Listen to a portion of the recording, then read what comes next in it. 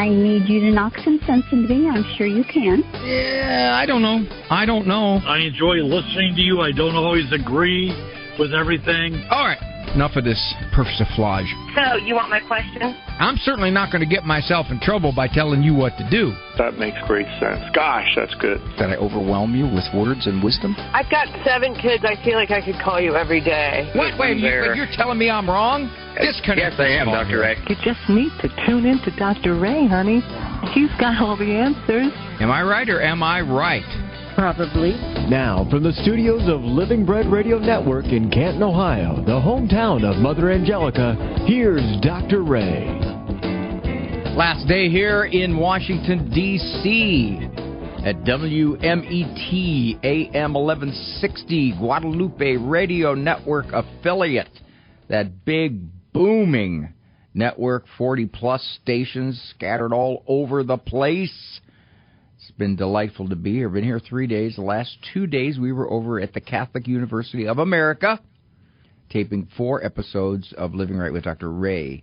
And I'll tell you, the kids, pound for pound, clap for clap, they add more volume and enthusiasm to an audience for the show. So I just want to say thanks to all the kids. Interestingly enough, we had a situation where we had a whole bunch of folks in the audience, probably 120. Long about halfway through the show, and this is the magic of the cameras, they got up, about half of them got up and left. I said, is it something that I said? Is it another psychologist? Has the love gone out of our relationship? One of the students in the front row said, no. Adoration starts. That many kids left for adoration. And I said something like, so the rest of you here, what are you, the pagans? What are you, are you going to levitate? What are you going to do here? It's a good thing they didn't leave. We wouldn't have had anybody. But wonderful audiences. I cannot thank the folks at the Catholic University of America enough, for myself, for my producer Dick Russ, and all of the guys who put together with the lighting and the cameras and making me look somewhat decent on air. So thank you so much. Now, I am here, WMET. Joe Schuler, the boss man here, is still battling this computer. All right. Well, you can call in because Eric Dumont will answer the phone, and he will tell me you are there. You texted me the link. All right, let me give it to Joe here. Let me push on this. There it is, Joe. Whatever that means there. 877-573-7825. 877-57-EQUAL. That is the number to call to get onto the program if you would like to get through. Be delighted very much to have you with me, whether it's a question about a kid, comment about a kid, an adult, an elderly person. Doesn't have to be a relationship. It could be something personal to yourself. It could be something where psychology intersects with faith. It can be something that you don't understand about emotions or about a diagnosis or about particular therapy or looking for a therapist. There's not a whole lot of limit here. Now, as you get further out in the bounds of human knowledge, I have more and more chance to be wrong. But even at that, it's going to drop down to like 98.2% correct quotient. So 877-57-EQUAL is the number to talk to Eric Dumont first, and then to me. A parent of a teen will be sitting in my office with the teen. The parent will be describing what's going on in the home. About every 6-8 sentences, the teen will interject. Mom, that's not the way it was. And the mom quietly just continues, maybe looks at the child, but continues. 6-8 seconds later, Mom, right, Mom, okay? That's your opinion. It's how you see it, Mom. You always see it your way. And the parent will quietly proceed further with more details. At which point, again, the child may not say something, but she... like this. Now, after several of these, I might ask the parent, do you hear how you're being talked to? The parent will look at me befuddled, kind of dumbstruck. What do you mean? As if to say so with their face. And I'd say, well, does she always kind of talk to you like this? And the parent will say, well, yeah, that's part of the problem. Yeah, a lot of it. I call it the battered parent syndrome. The parent has been the object of disrespect for so long and for so consistently that she doesn't even register how she's being treated or talked to. It's like she has habituated to the drug. It no longer has the potency to make her aware that something's happening.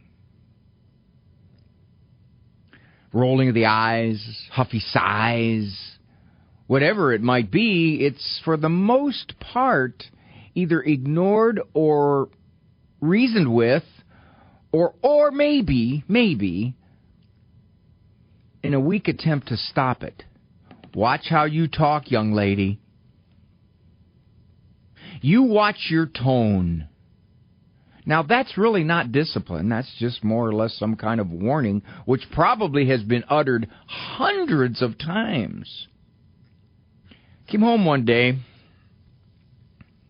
My wife appeared to be anyway, clearly upset.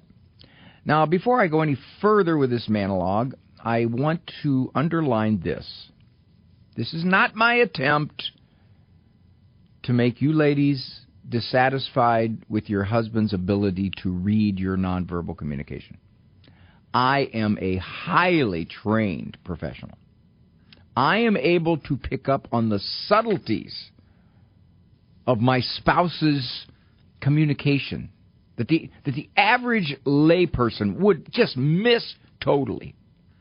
And this was an example of one of those times.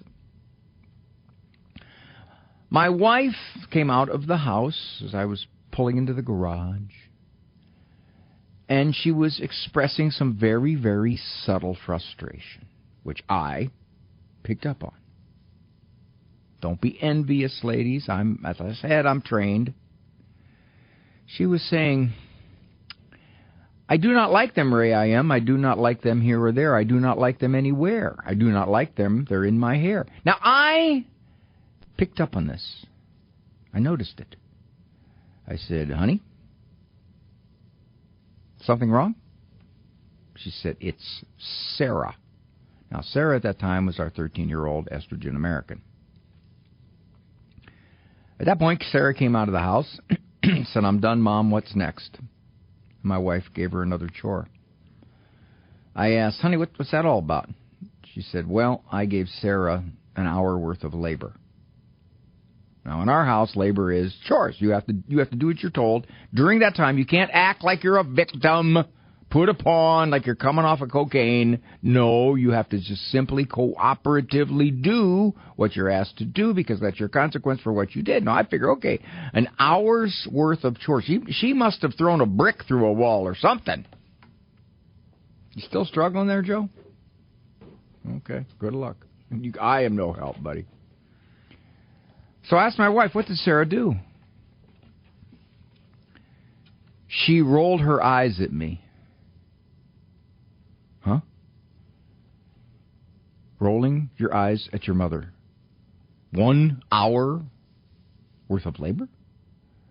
Is that because rolling eyes is so awful and out of character for a 13-year-old girl? No. It's because your mother is so valuable. Your mother's worthy of respect.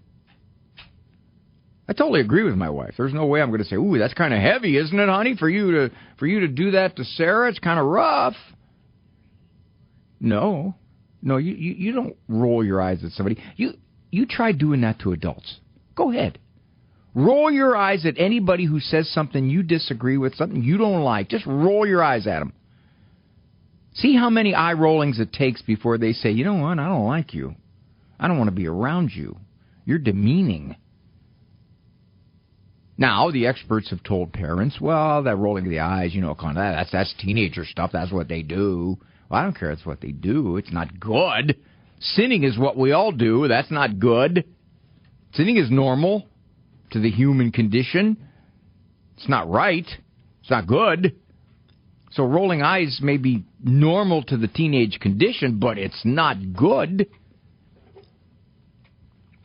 So my wife gave Sarah an hour worth of labor. And my wife is highly sensitive to that kind of demeaning sign that the kids are giving off. She even having all those kids. At one time we had 7 teenagers in the house. I didn't go home. I UPS'd her things. She was still very sensitive. She hadn't fallen prey to the battered parent syndrome, which is if you fall short of throwing a table or cussing, then I don't notice it. No, my wife notices real subtle things. Trust me, I know. How do you pull out of a battered parent syndrome? Start paying more attention. You start noticing, have I gotten to the point where I just kind of let this stuff roll past me? Now, I'm not saying you argue and fight about it. You don't say, that's it, I've had enough with you. Done. No. I would say you do something about it. Whether it's write an essay of apology, whether it's 1 hour's worth of labor, whether it's writing sentences, whether it is 2 hours in your room. I don't care. You decide. You're the parent. You know what works best in your house.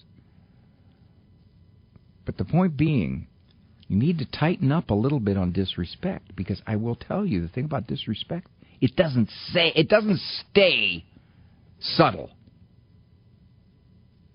It pushes, and it generally becomes worse. 877-573-7825. 877-57-EQUAL. That is the number to call to get onto the program. I'm Dr. Ray. Ann Arbor Smiles is a state-of-the-art dental practice led by the talents of Doctors Dan Kennedy, Chris Marzoni, and Stephen Gray. One of their many satisfied patients is Father Deacon Lawrence Hendricks. I was one of the first patients to receive a CEREC crown from Dr. Kennedy.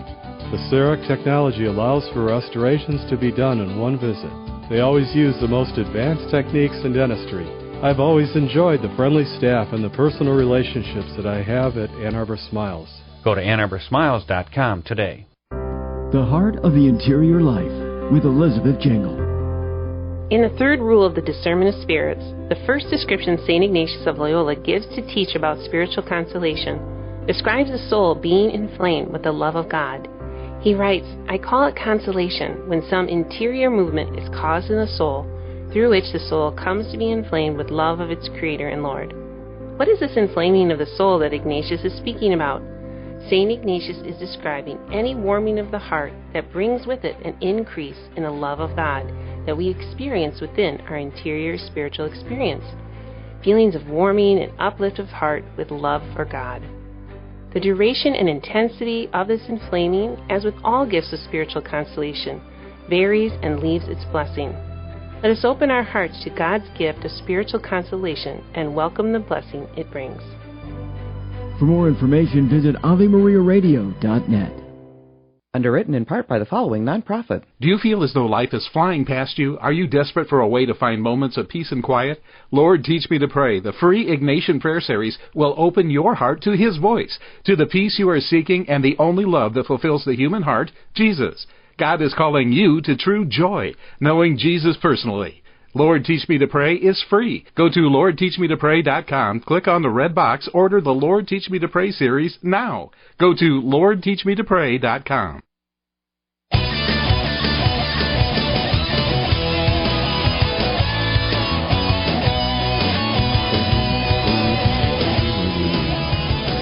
From the studios of WMET 1160 AM here in Washington, D.C., as I look out this window to my right, see the imposing Capitol Dome with about 9 or 10 buildings between me and it. And they look like they're all government buildings. As I look at the traffic to the left, well, I don't know if that's a road or a parking lot. That's the speed at which they are moving. 877-573-7825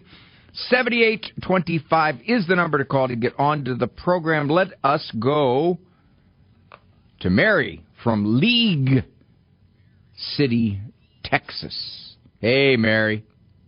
Hi, Dr. Ray. How are you? Well, nothing gaining on me that I know of. You know, there could be stuff gaining on me inside there, but I don't know anything about it. That's always possible. Yeah.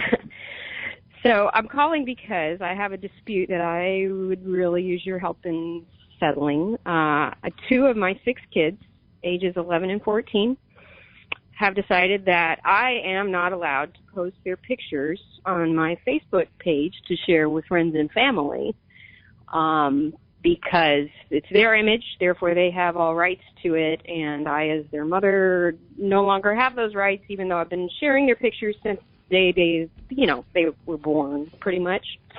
Well, Mary, what made them decide this now? I think there's an outside influence. It's almost a social contagion. They've picked up from their peers that it's not cool to have your pictures, unless they're doing it, in which case that's fine. So they can post. They can post pictures. It's not a matter of I don't want you posting pictures because I look bad in some of them. It's a matter of you don't do it, Mom. Only when I want to do it. Yeah, at their discretion, and they, and even if it's a family photo, they kind of get mad, or birthday parties and stuff. Tell them you put them little black things across their eyes. That you put in photos there, so you can't recognize who it is. I did that. Pixelate their face. Emoji over her face. Yeah, she got really, really mad that time. Yeah, is it a reasonable request that they have? At what age do they get to put their foot down and say, no, you can't share my photo because it's mine? I guess when they're out of the house. Think about this, Mary. The fact that you are asking, is this a reasonable request? And even worse, you're coming to me for advice. Right. This is your house. Yeah. This is your decision.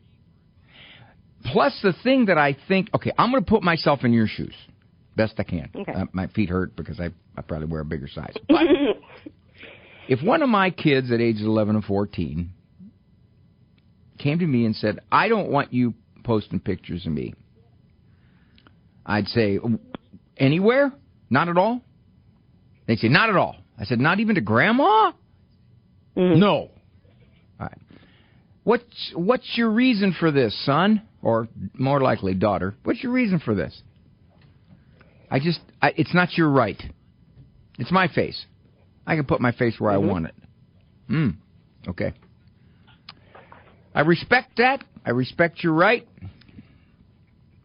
Unfortunately, my right is higher than yours. Yeah, that's what I typically say, yeah. And if I wish to post these to family and friends of our family, I will. Okay. Now, at some point, you have to decide, Mary, what's the pushback? Okay. On one hand, in the old days, before the experts flooded all over parenthood, in the old days, you said, well, they're going to be mad. They're going to be mad. They're not going to like this. They're going to be mad. And the parent would say, yeah, they will. I make a lot of decisions my kids are mad about. That's the way it is. Mm-hmm. They don't understand why I'm doing what I'm doing because they're kids. Now, that's the old days. In the modern days, when parents are more insecure about doing something psychologically wrong, they think, well, I don't know. Is this Is this intrusive? Am I not respecting my children's desires, my children's feelings? And furthermore, how ugly are they going to get about this? I mean, will they resent me? Or are they going to resent me later on? There it is. I said that. Are they going to resent me? Why are you projecting ahead, my dear? Oh, well, I've got some older kids. They already resent me, so, you know. You did what you thought was best. You didn't have children to say, I'm going to see what I can do to make them resent me. You didn't do that. What you did is I got to make judgments. Some of them they're not going to like, and some of them they're going to resent. And they may even carry those resentments into adulthood. However, I have to do what I think is best. And if I think it's perfectly within my rights to share pictures with loved ones of our family and our family's doings, which our loved ones want, they're not looking at them as brag pictures. Right. Then I will. Now, here's the pushback problem. You got to decide, Mary, how ugly you're going to allow them to be. On one hand, if they disagree with you and that's pretty much where it ends, okay, no problem. However, and I don't know if they have phones or not, but you might say this is a condition of having that phone. Mm-hmm. You said they post pictures. They must have phones. Well, no. Let me take that back. My 11-year-old was really into a few months ago making videos with her friend and uploading those, and she was fine with the idea. Although we kind of put a stop to that because that's weird. Yes, you don't just send them out. You don't send them outside where you don't know where they're going. Out in public, right? But she's fine with complete strangers seeing her do a silly dance on a video. But if I take out my phone to take a picture, they hide their faces. Well, see, this is what I think they're basically saying. No pun intended here, Mary. In your face, Mom.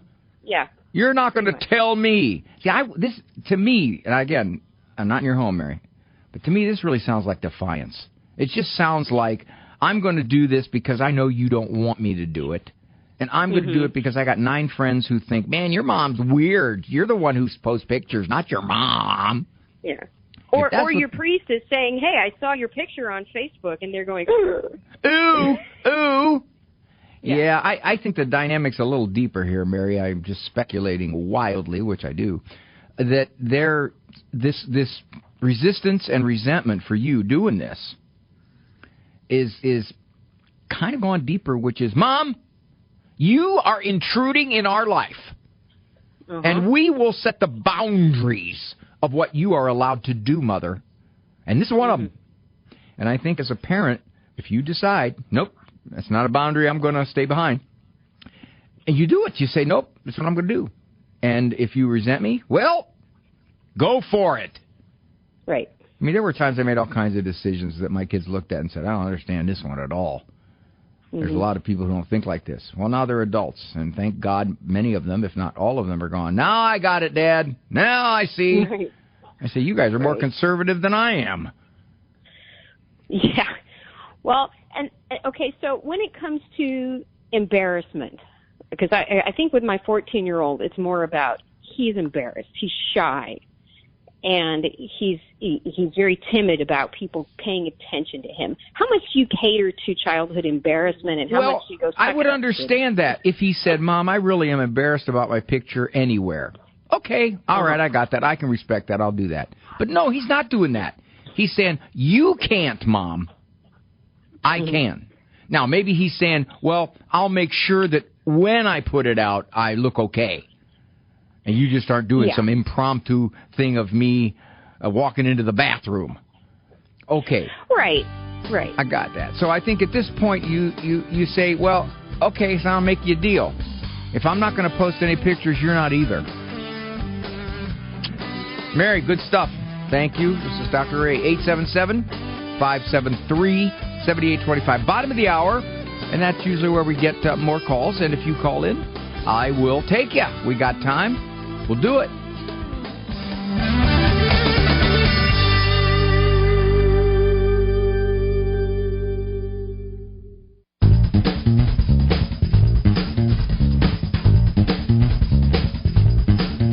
got that persiflage that we do in that opening bumper. Persiflage is kind of playful banter. It's the same as, it would be the same as, what's the other word for persiflage? Badinage. Same thing. Got this French sound. And I was accused, somebody said, Ray, you continuously mispronounce words, trying to sound smart. My reaction was, oh yeah, continuously. Talk about the epitome of hyperbole. All right, so let's go to Eric. He's a pa. Either that or he's calling from Pennsylvania. He has a question about apologies, and I think he's referring to my most recent book, How to Get Along with Almost Everybody. Hi, Eric. Hi, Dr. Ray. How are you? Okay, good, sir. Thank you for your work in the mental health community. I've been following your work for many years. You sound smarter. You didn't used to sound that smart. Yeah, I apply myself. Good enough. So what do you want to know in detail about the apology chapter? Oh, sure. So that's I don't know if you have the book in front of you, Dr. Ray, but it's page 133, to forgive or not to forgive. And my two questions are very, very quick. I know you're busy. Cultural consequences of forgiveness versus cultural consequences of acceptance, and how that's negotiated after you've known somebody for a very long time. Like, how much does forgiveness and apology have to do with how long you've known somebody, and whether it's a family member or a neighbor, a friend, what is apology, forgiveness in relation to the time spent with somebody, the investment in somebody? Thank you. There's a multi-layer answer to your question. Oh, you still want me on the phone? Yeah, you can stay there. Oh, okay. First place, typically in a relationship that starts to get strained or ruptures or breaks, it's because I didn't do anything wrong, and the other person says, yes, you did. Mm-hmm. You have to decide, okay, what am I going to do about this? Am I going to dig my heels in and say, well, I didn't, and you're not getting an apology? At which point, it leads into what you asked, which is, what's this relationship about? Is it long-term? Is it family? Was it formerly close? Is it worth salvaging? So you have to decide. You got to weigh it. And in most cases, these situations are with someone who is either in your close emotional circle or family member. So I usually say, apologize. Well, I don't know how much I did wrong. Well, just apologize for whatever percentage you did wrong. Now, the other layer. You didn't do anything wrong. And pretty much everybody you would talk to would agree you didn't do anything wrong. The other person insists that you did. They misinterpreted it. They became aggrieved. They became offended. What are you going to do now? I usually advise apologize anyway. I had a situation once in my own family where they thought I did something wrong, and there's no way I did. But I went and said, I'm sorry. I didn't think before I talked. I ask your forgiveness. At which point, we moved to another level here, Eric. She didn't forgive. She sullenly listened to me, and the relationship that I had thought for years was reasonably warm cooled quite a few degrees. I had apparently committed some kind of unforgivable sin. Now, fortunately, that's kind of repaired itself, but it took years of just time and other contacts. So, given that, I would say you apologize if you think you're wrong. And most of the time, we are wrong, and we don't allow ourselves to admit that. You apologize when you are absolutely convinced you aren't wrong, but the other person thinks you are. And as long as it stays an impasse like that, that relationship's going to be disrupted or ruined. So I think you weigh it, and you say, okay, I'm going to apologize. They think I'm wrong. I don't think I did anything wrong. They misinterpreted it. They misunderstood it. I'm going to apologize. I'm going to acknowledge their perception, and I'm going to apologize. Now, sometimes that fixes things, and sometimes it doesn't. I have parents call this program all the time who say, I've tried so many times to reach out to my young estranged adult, and I've contacted, I've apologized over and over, and they won't budge. So, well, and this goes to your question again, Eric. You can give an apology graciously, humbly, heroically, and it can still be rejected. Wow. You can only control doing the right thing. You cannot control how the right thing will be accepted. Wow. Okay. All right, my friend. Hey, thanks for letting me clarify that. Did you like the book? Yes, I do like the book, Dr. Ray, and I literally follow along while your radio program is, broadcasting, and I try to find topics related to the callers that pertain to your writings. So I have 2 books right now, and I'm working on, just collecting more. Good enough. Your literature. Thank you, Eric. Appreciate it, buddy. All right, thank you, Dr. Ray. All right. Hey, I got to announce this. One of the reasons I'm here in D.C. is to do the filming of the TV show, but I will be heading toward, I believe it's pronounced Metuchen, New Jersey, on Saturday, men's conference there at St. Francis, giving 2 talks, one in the morning, one in the afternoon. So I imagine they are still taking reservations. So I'm not sure exactly how you sign up for that. I imagine you could just kind of do a little web search and find out the men's conference on this coming Saturday at Metuchen. We got a lot of listeners in our affiliate, Jim and Cheryl Manfredonia, that wonderful station there. I've talked with them many, many times about different stuff. The only time they ever talk to me is if I write a book, and then I get their attention. But I'm getting a little tired of that. I have to write a book every year just to get them to talk to me. They're sweet people, and they're Italian, so that's okay. Given that, they said they got a lot of listeners up in that area. So Metuchen, New Jersey, men's conference, St. Francis in Metuchen. All right, I can look at the clock here. I can't really start another question. I got questions here I want to take care of. 877-573-7825. 877-57-EQUAL. That is the number to call to get onto the program. And we have time. We always have time. And a lot of times people say, I don't want to call towards the end of the program. I'll never get on. Not necessarily so. Or to quote the old song, it ain't necessarily so. So you can get on. The lines are open. Eric Dumont is both call screaming and producing the program. Andrew is not here today. I don't know where he is. Hope I didn't drive him away by something I said. 877-57-EQUAL. That is the number to get onto the program. And here in the studios of WMET, the Guadalupe Radio affiliate.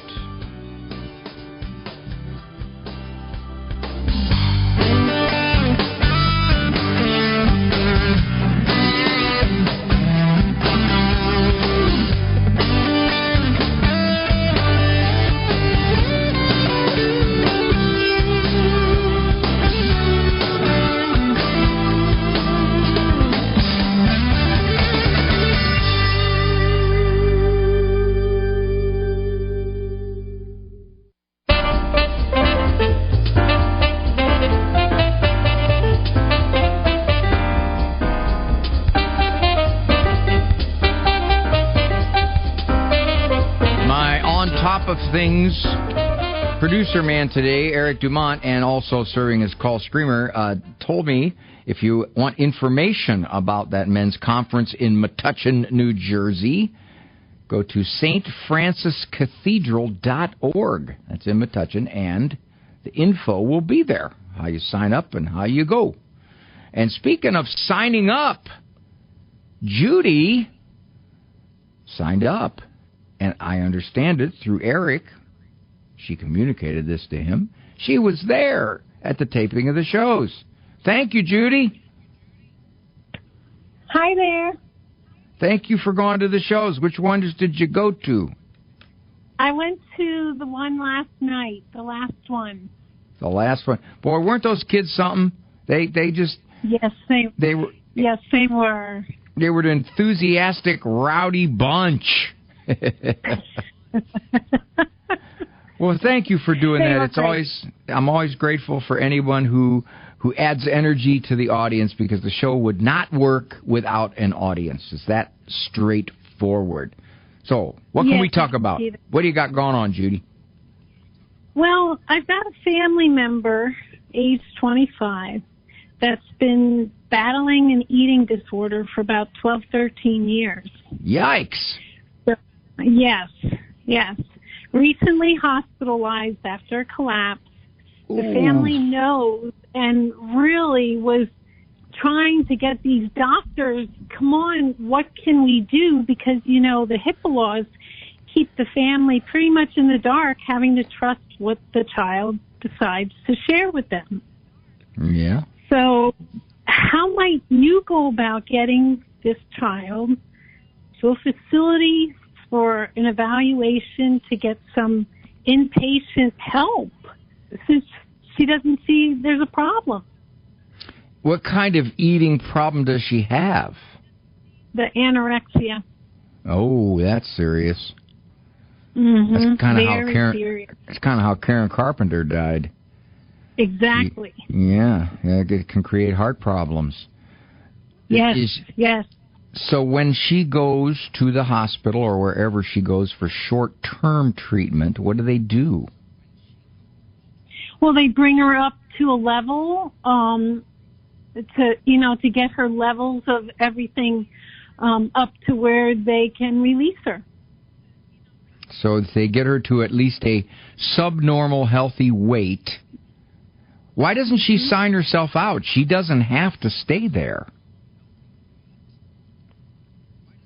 I don't know. I don't know how to answer that.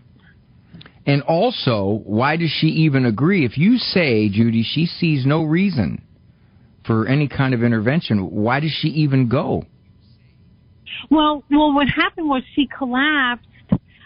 She collapsed at I don't know if she was at work or at a volunteer thing. She collapsed, and so the people she was with, they had to call an ambulance, and that's how she ended up in the hospital. She didn't recognize her family members until a day later, until they started getting the nurses up. Yeah. So, so my sister wants to, get her more acute help, but how do you get her in to be evaluated if she doesn't see there's a problem?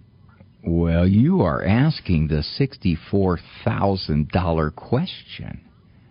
Oh, which I should have asked this on your show. Yeah, I know it. I would have stumbled there, too. Which is, how do you convince someone to get some help if their attitude perception is, I don't need it. Leave me alone. That's real hard to get past. I mean, even in therapy, that's really hard to get past. I guess I would talk to her mom, and say, what have you talked with her about? In other words, ask the daughter, how much is this is threatening your well-being? How much of it is affecting your job? You collapsed on your job. How much of it is, if she's had blood work, well, that blood work's probably screwy all over the place. How much is that happening? Are you starting to have heart arrhythmias? What is going on with you health-wise? And if the daughter just bats it away with, I'm fine. I'm just fine. There's nothing here. No, I'm fine. At that point, mom's got to go, okay, you're 25 years old. I'm going to pray for you with everything I got, but I cannot push you into doing this. And you think about it this way, Judy. If this girl collapsed at work and was so disoriented, her blood work was so messed up that she was in some kind of delirium where she didn't even recognize relatives. If that's not enough to get her to think, I got to do something about this, I don't know how persuasion will. Mm-hmm.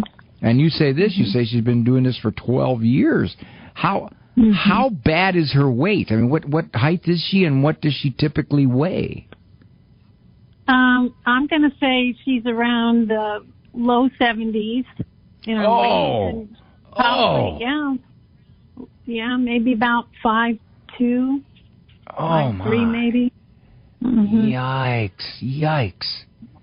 And she's typically functioning at that weight for years?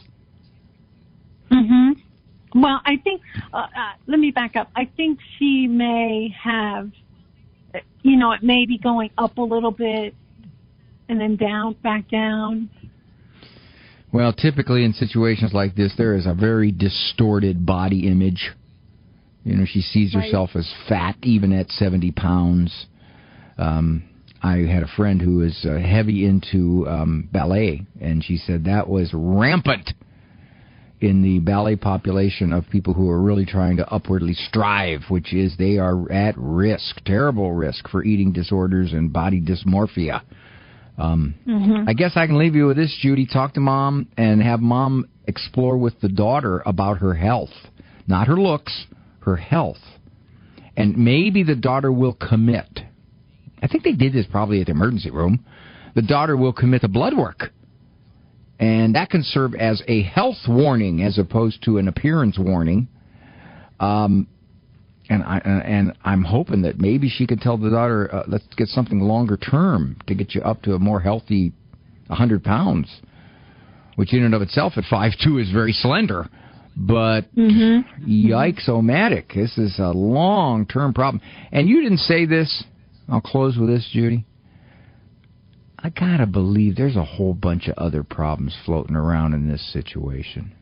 This isn't just a matter of I'm a completely well-adjusted human being, and socially I'm comfortable and at ease. And, oh, by the way, I don't eat much. I don't... Generally, that's not the way it is. All righty, my dear. Well, thank you for caring about her. Sit down, talk with Mom, and see if Mom can decide how to approach this from a health standpoint. And thanks for coming last night, my dear. And I do not appreciate, and I told the cameraman, we have to edit out where you fell asleep. I told him, I said, just take that camera, edit out that part. Don't focus on her when she's out there.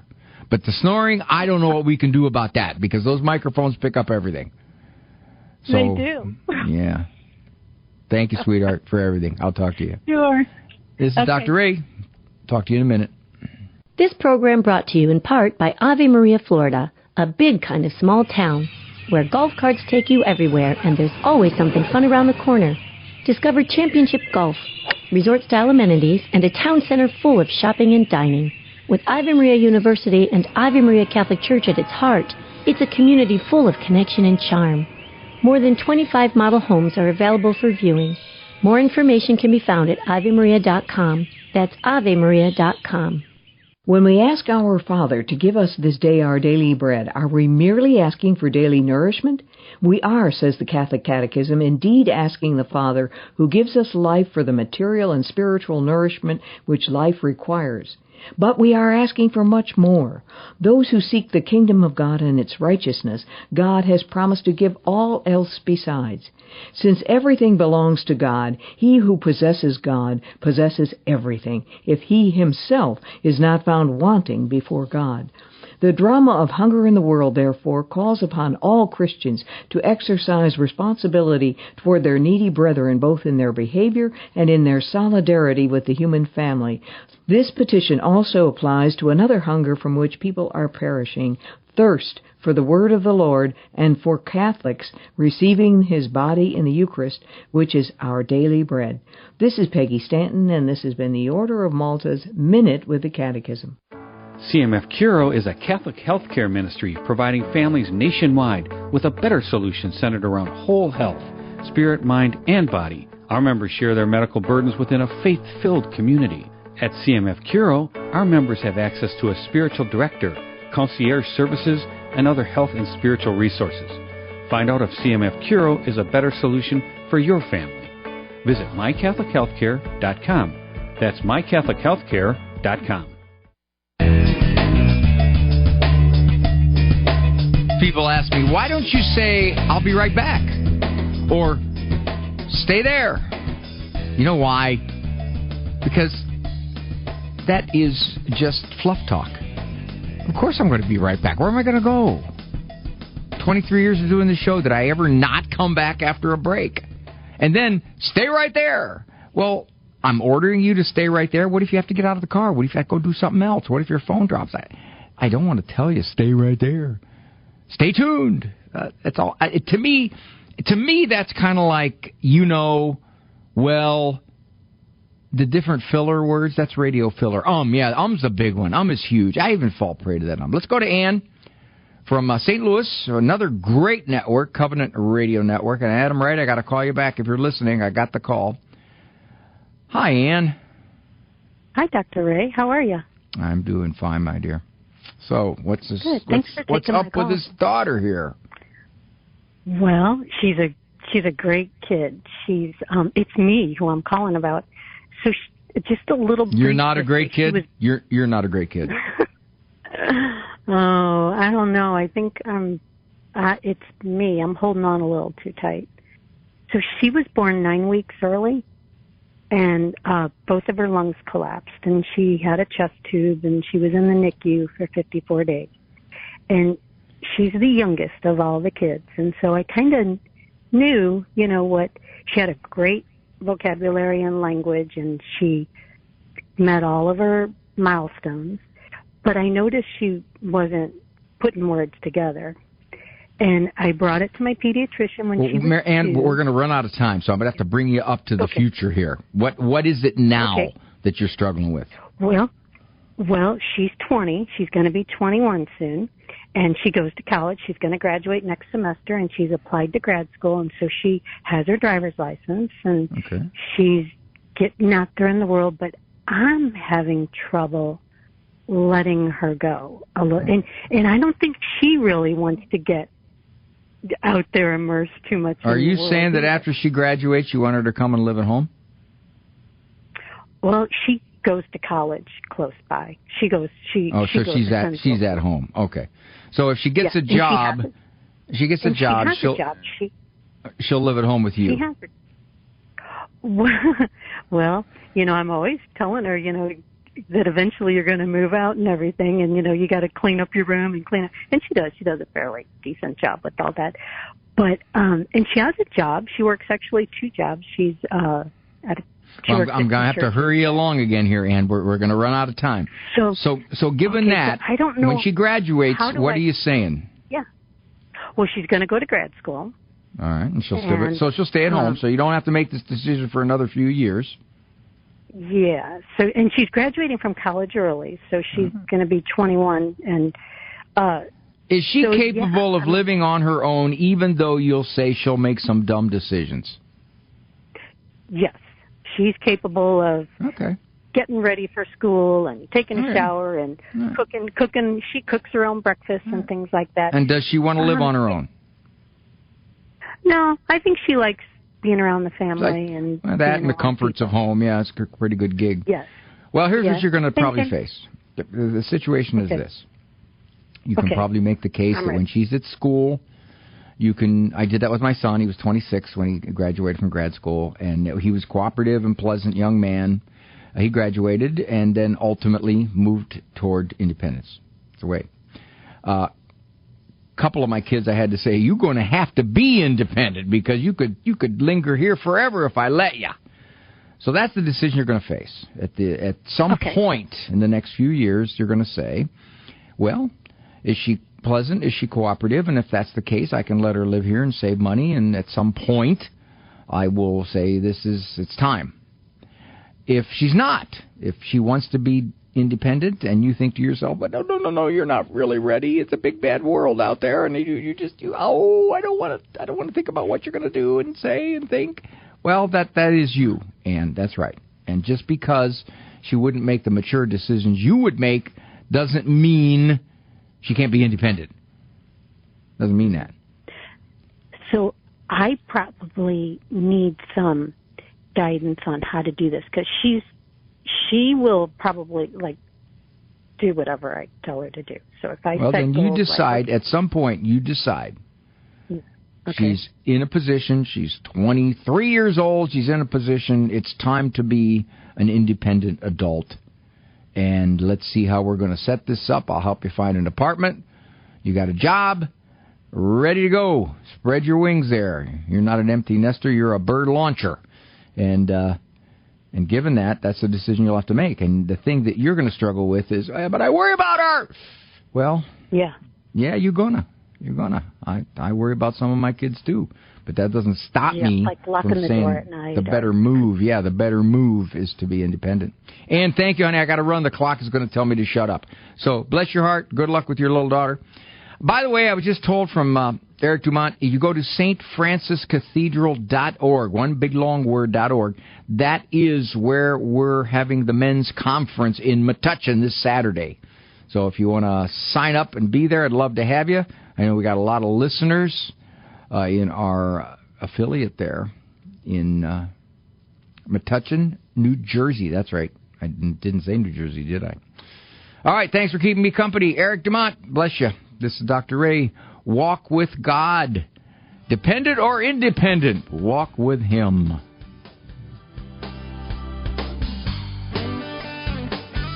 For information on Dr. Ray's presentations, books, and CDs, visit drray.com and follow him on Facebook and Instagram. The Doctor Is In is a co-production of Ave Maria Radio and EWTN Radio and carried across the EWTN Global Catholic Radio Network.